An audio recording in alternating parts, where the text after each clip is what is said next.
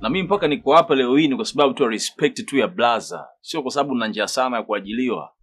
Kwa hizo harakati za mapenzi unazoniletea yani mimi unanichanganya sana yani.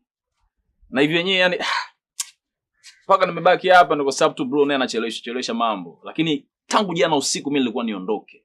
Na hivi nasubiri akija leo usiku kama ni mazingira yangu anipe tumalizane mimi niondoke. Sitaki matatizo na ndoa za watu. Yaani oya sijui nikwambieje lakini sitaki hata kukuona yani by the way.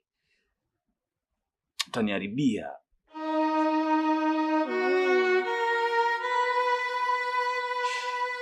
Lakini jua unachokifanya sio kizuri hata kidogo. Afu mimi sijakwambia kwa ubaya, nimekwambia kwa mapenzi. Afu mbona mambo tungeweza kuyafanya bila mtu yote kujua? Na hata wewe mamangu pia asishtuke.